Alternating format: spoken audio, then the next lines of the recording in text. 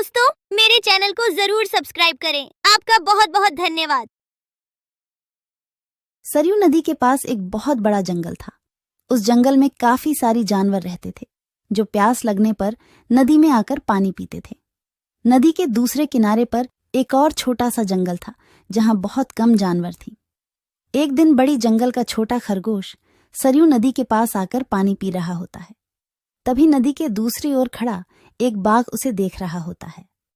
यह खरगोश आज मेरा भोजन बन सकता है। वैसे भी मेरे जंगल में अब शिकार करने लायक जानवर बचा भी नहीं है।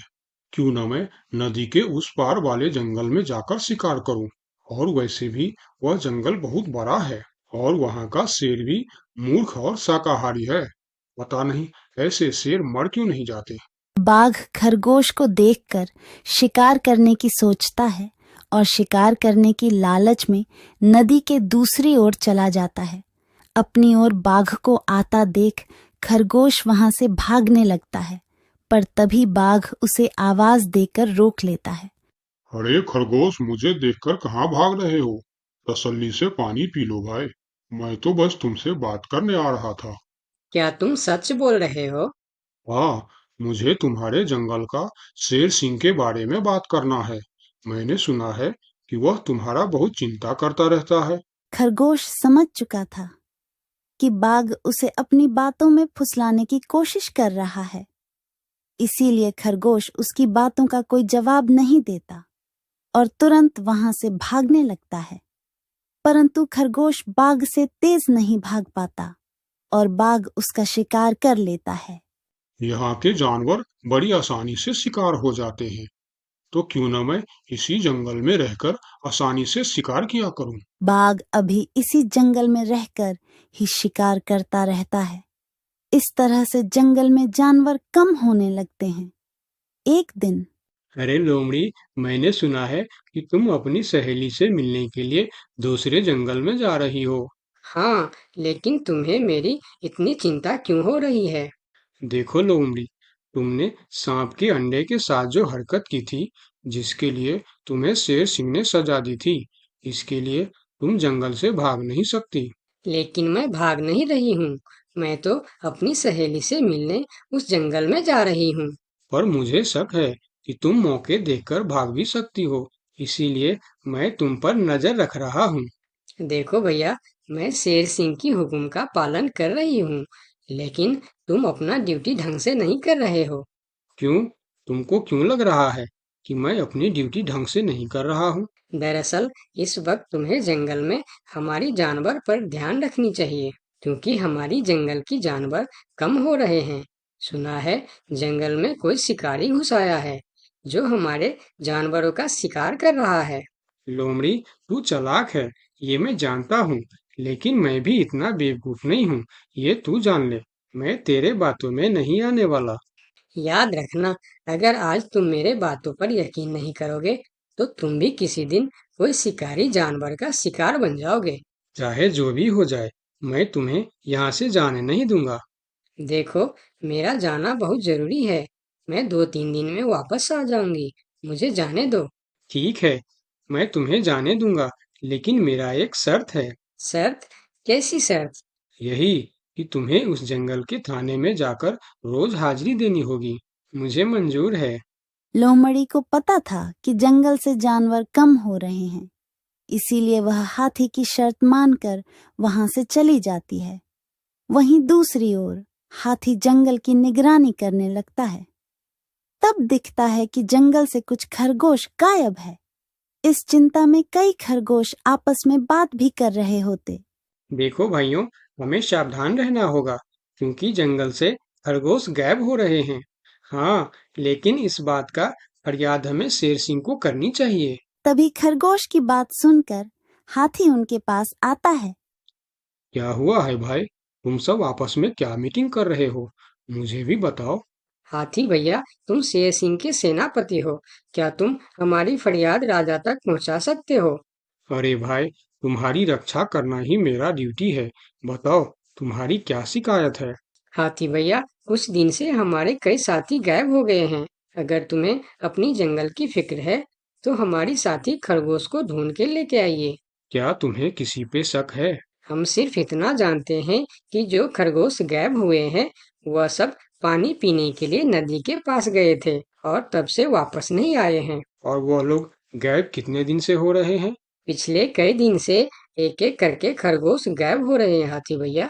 खरगोश की बात सुनकर अब हाथी को भी लोमड़ी की बात पर यकीन हो जाता है। लोमड़ी भी यही कह रही थी कि जंगल में कोई शिकारी आया है। हाथी वहाँ सोच ही रहा होता है कि तभी वहाँ 2 बकरी आती है। हे भगवान, अब क्या होगा? कौन बचाएगा हमें? अरे बकरियां, क्या हुआ है तुम्हें? क्यों रो रही हो? हाथी भैया, अच्छा ही हुआ जो आप हमें यहीं मिल गए। हम शेर सिंह के पास शिकायत करने जा रही थी। तुम भी शिकायत करना चाहती हो? हाँ, आखिर तुम लोगों का क्या तकलीफ है? हाथी भैया, कुछ दिन पहले कुछ खरगोश जंगल से गायब हुए थे और अब बकरियां भी गायब हो रहे हैं। लगता है कोई शिकारी हमारे जंगल में घुस आया। पूरा जंगल इसी बात से परेशान था कि आखिर उनका शिकार कर कौन रहा है। अब वह सभी मीटिंग के लिए शेर सिंह के पास जाते हैं और सारी बातें शेर सिंह को बताते हैं, जिस पर शेर सिंह अपनी जंगल की जानवरों से कहता है, आप सब फिक्र मत करो, मैं बहुत जल्द पता लगा लूंगा कि यह काम किसका है और कौन हमारे जंगल का जानवरों का शिकार कर रहा है। तो अब हम क्या करेंगे शेर सिंह? आप लोगों से हमारी यह विनती है कि आप लोग जंगल से बाहर नहीं जाएंगे। जिसको भी पानी पीना है वह इसी जंगल का तालाब का पानी पिएगा। महाराज, आपका ये हुक्म हमें कब तक पालन करना होगा? एक बार बस मैं उस शिकारी को पकड़ लूं, उसके बाद आप लोग जंगल से बाहर जाकर भी पानी पी सकते हो। सभी जानवर शेर सिंह की बात मान जाता है और जंगल से बाहर जाना बंद कर देती है। 2 दिन बीत जाती है और जंगल से कोई भी जानवर गायब नहीं होता। उधर शिकार नहीं मिलने पर अब बाघ परेशान हो जाता है, क्योंकि 2 दिन से उसने कोई शिकार नहीं किया था। इतना बड़ा जंगल है, इतने सारे जानवर है, तो फिर यह कमबख्त जानवर पानी पीने के लिए बाहर क्यों नहीं आ रहे हैं? 2 दिन से मैंने कोई शिकार नहीं किया, भूख के मारे मेरी जान निकल रही है। लगता है अब शिकार करने के लिए नदी का किनारा छोड़ जंगल के अंदर जाना पड़ेगा। आखिर मैं भी तो देखूं, इस जंगल में सभी जानवर आखिर गायब कहाँ हो गए हैं। अब देखता हूँ मुझसे कैसे बचते हैं इस जंगल के जानवर। इतना बोलकर बाघ छुपकर जंगल के अंदर घुस जाता, जहां वह देखता है एक बकरी घास खा रही होती है। उस बकरी को घास खाता देख बाघ पीछे से उस पर हमला कर देता है और उसे मारकर अपने साथ जंगल से बाहर ले जाता है। ये सब एक दूसरी बकरी देखती रहती है। अच्छा, तो ये बात है। अभी मैं जाकर शेर सिंह को बताती हूँ।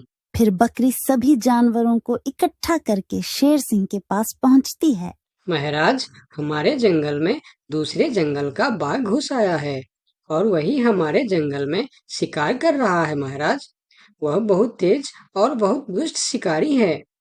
उसने हमारे सामने ही हमारे साथी को मार डाला, जो मैंने अपने आंखों से देख के आया हूँ महाराज। अब आप कुछ कीजिए महाराज, नहीं तो हमारे प्रजाति खत्म हो जाएंगी। महाराज, अब कुछ करना ही पड़ेगा।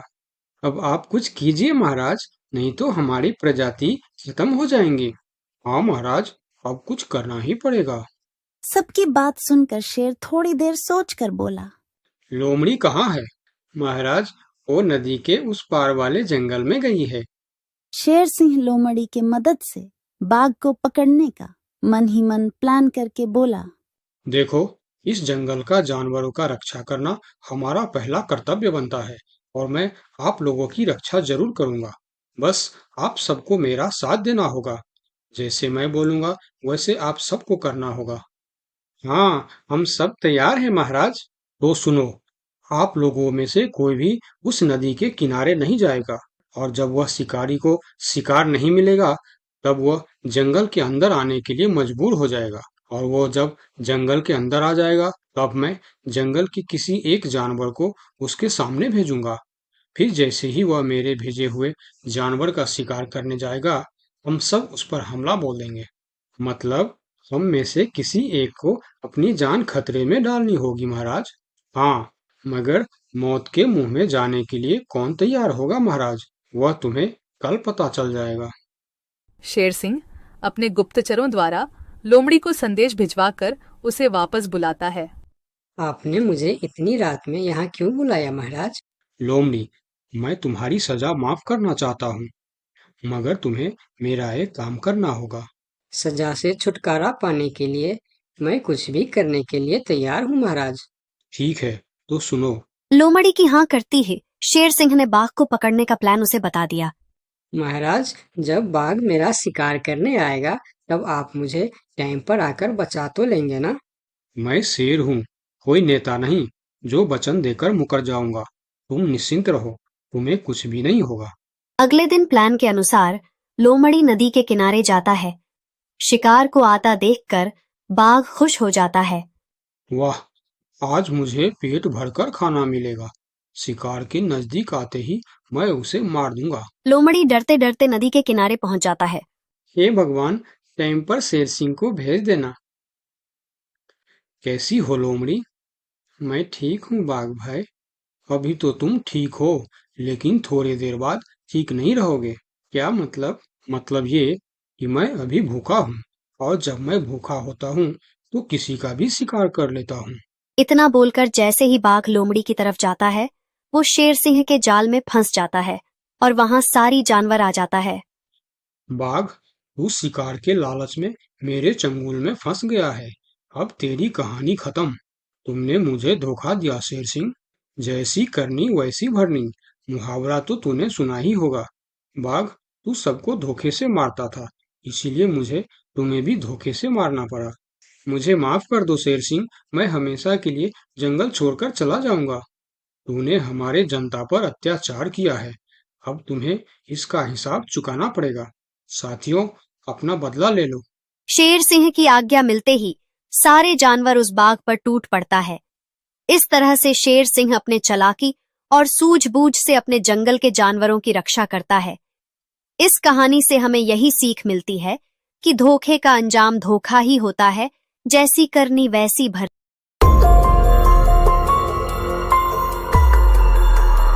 बहुत साल पहले की बात है। लक्ष्मीपुर के जंगल में एक पुरानी झील थी। वहां दिन में तो कोई घटना नहीं होती, पर थोड़ा सा भी अंधेरा छाते ही वह झील एक खूनी झील बन जाती। उस दौरान जो भी जानवर उस झील पर पानी पीने आ जाता, वह जिंदा वापस नहीं आता। कहाँ जाता, आज तक किसी को उसका पता नहीं चला था। यही वजह थी कि जंगल के सारे जानवरों ने, यहाँ तक कि जंगल की राजा शेर ने भी उस झील को खूनी झील घोषित कर दिया था। अब पूरे जंगल में कोई भी शाम को उस झील की तरफ जाने की हिम्मत नहीं करता था।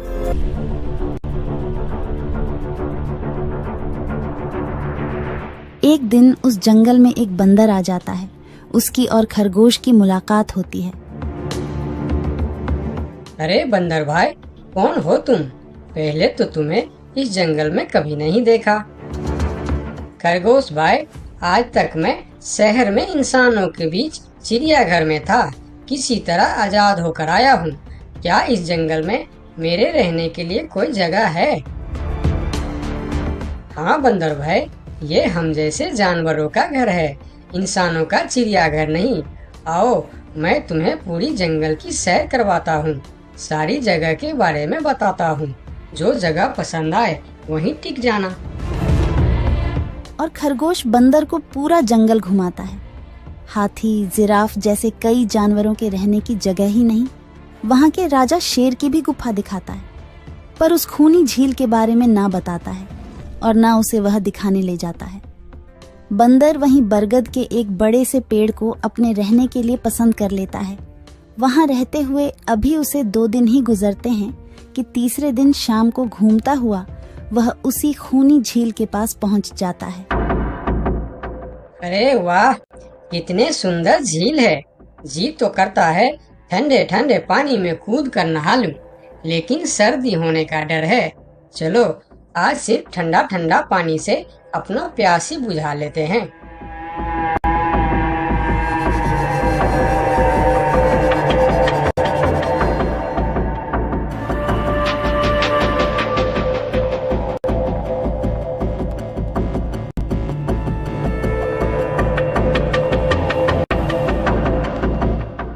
अरे बंदर भाई, तुम इतने डरे हुए क्यों हो? कहाँ से आ रहे हो? झील में पानी पीने गया था और जिंदा वापस आ गए। क्या मतलब? तुम्हें पता नहीं? वह इस जंगल की खूनी झील है।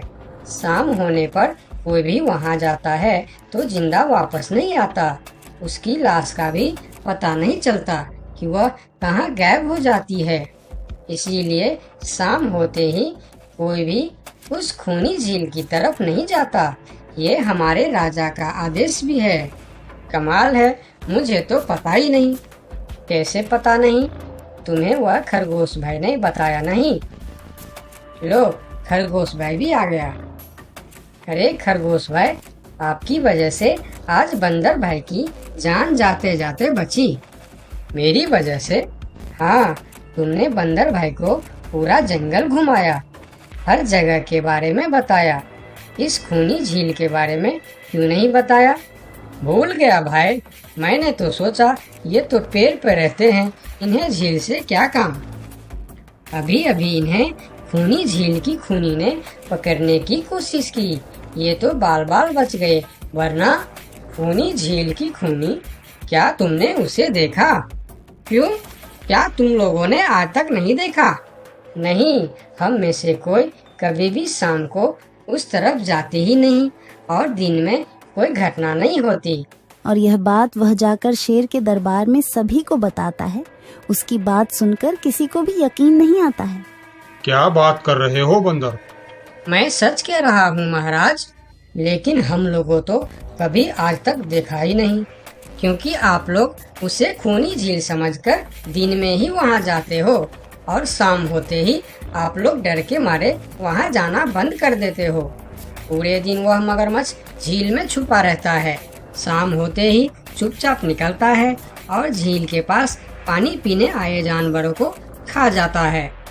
और आप लोग समझते हैं कि यह झील ही खूनी है, जबकि खूनी यह झील नहीं, इसमें छिपा हुआ मगरमच्छ है। हमें तो यकीन नहीं हो रहा है। वही तो बंदर भाई, हमें अगर पहले पता होता कि आप इतने बड़े झूठे हो तो हम अपने जंगल में आपको रहने की कभी जगह नहीं देते। अरे यार, आप लोग मेरे बात पर यकीन क्यों नहीं करते? मैं आप लोगों का भलाई के लिए ही बोल रहा हूँ। अगर तुम्हारी बात सच्ची है तो क्या तुम उस मगरमच्छ को हमें दिखा सकते हो? क्यों नहीं महाराज, आज शाम होते ही आप लोग वहाँ जाकर पेड़ और पत्थरों के बीच छुप जाना। और फिर शाम को वह सभी उस खूनी झील के पास जाकर छिप जाते हैं। झील के किनारे जाकर बंदर 2-3 बड़े बड़े पत्थर उस झील के पानी में फेंकता है।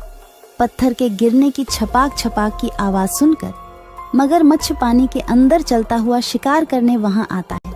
मगर वहां पेड़ के पीछे छिपे दिखाई देते हाथी को देखकर वह सावधान हो जाता है और सोचता है, अच्छा, तो यह लोग मुझे छुपकर देखने आए हैं। अब मैं क्या करूं? हाँ, ये लोग तो बेवकूफ है, इन्हें फिर से बेवकूफ बनाते हैं। मैं फिर से पत्थर बन जाता हूँ। देखा, हमने कहा था ना, झील में एक बड़ा सा पत्थर है। हाँ, देखो, यही पत्थर तो हमें हमेशा रात में दिखाई देता है। हाँ, वही तो। ये पत्थर सिर्फ रात को क्यों दिखता है, दिन में क्यों नहीं दिखता, कभी सोचा है? हाँ, रात को चंद्रमा की वजह से पानी में ज्वार आता है तो वह पत्थर ऊपर हो जाता है। दिन में ज्वार नहीं आता तो पत्थर पानी में डूबा रहता है। उनकी बेवकूफी भरी बातें सुनकर बंदर परेशान हो जाता है। अरे यार, तुम लोग भी ना समझते ही नहीं। ठीक है, चलो एक काम करते हैं। तुम लोगों को लगता है ना कि वह बड़ा पत्थर, कि वह बड़ा ही मजबूत पत्थर है। अगर यह खुद ही बता दे कि यह एक मजबूत पत्थर है तो मैं भी मान जाऊंगा और अभी गुलाटी मारते हुए झील में छलांग लगा दूंगा और तैरता हुआ इस तरफ से उस तरफ चला जाऊंगा। यह सुनकर मगरमच्छ के मुंह में पानी आ जाता है। लगता है आज बंदर का नरम नरम मांस खाने का मौका मिलेगा। वैसे भी ये सारे जानवर बेवकूफ है। आज तक मुझे पत्थर ही समझते आए हैं। मैं पत्थर हूँ, मैं मजबूत पत्थर हूँ। सुना आप लोगों ने, ये कैसे आप लोगों को बेवकूफ समझता है। अरे पत्थर भी कभी बोलते हैं क्या? अब सभी की समझ में बंदर की बात आ जाती है। रात भर सभी शेर राजा की गुफा में मीटिंग करते हैं। बंदर सही कह रहा था, यह मगरमच्छ जरूर कहीं दूसरे जगह से हमारे जंगल में आ गया है। लेकिन अब क्या करे? अगर धरती पर होता तो मैं उसे धूल चटा देता था, लेकिन पानी में हमारा शक्ति कम हो जाती है। तो क्या इससे हमें कभी छुटकारा नहीं मिलेगा महाराज? मेरे ख्याल से तो नहीं। मिलेगा महाराज, ये पानी में भी रहेगा, हमें देखेगा भी, मगर वह कुछ कर नहीं पाएगा। ये कैसे हो सकता है? हो सकता है हाथी भाई, बस आप लोग मुझे 2 बड़े बड़े रस्सी दे दो। रस्सी का क्या करोगे? मैं शहर के चिड़ियाखाना में था तो एक एक तरीका सीखा है जानवरों पर कब्जा करने की। हम इस पर कब्जा कर लेंगे। और बंदर को 2 बड़ी बड़ी रस्सी लाकर दी जाती है। फिर बंदर उन सभी के साथ रस्सी लेकर उस खूनी झील पर पहुंचता है।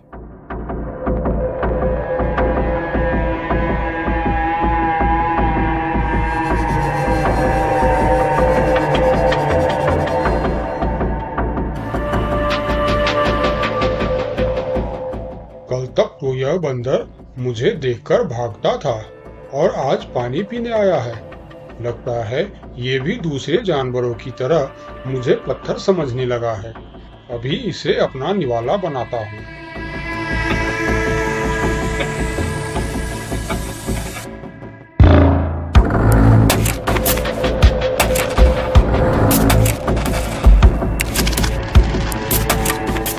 अरे ये तो भाग भी नहीं पा रहा है। अब यह जितना ज्यादा फरफराएगा उतना यह फंदा कसता जाएगा और चुपचाप रहेगा तो फंदा ढीला रहेगा। जैसे यह फिर हिलेगा फिर फंदा कसता जाएगा। अब ना यह इससे छूट सकता है और ना पानी में जा सकता है। अरे वाह, फिर तो यह हमारा कुछ भी नहीं बिगाड़ सकता। अब हम सारे जानवर इस झील में कभी भी पानी पी सकते हैं, कभी भी नहा सकते हैं। अब यह हमारा कुछ भी नहीं बिगाड़ पाएगा। अरे वाह बंदर भाई, मान गए। आपने तो हमारी समस्या ही खत्म कर दी, वरना रात भर हमें प्यास ही रहना पड़ता था कि हमें झील में पानी पीने गया और झील ने हमें खा लिया। तो आज हमें एक बात समझ में आई है कि किसी भी अफवाह के चक्कर में हमें अपनी जगह छोड़कर नहीं जाना चाहिए, बल्कि उस अफवाह का समाधान क्या है वह खोजना चाहिए। क्योंकि कोई भी जगह खूनी नहीं होती, उस जगह पर रहने वाला खूनी होता है।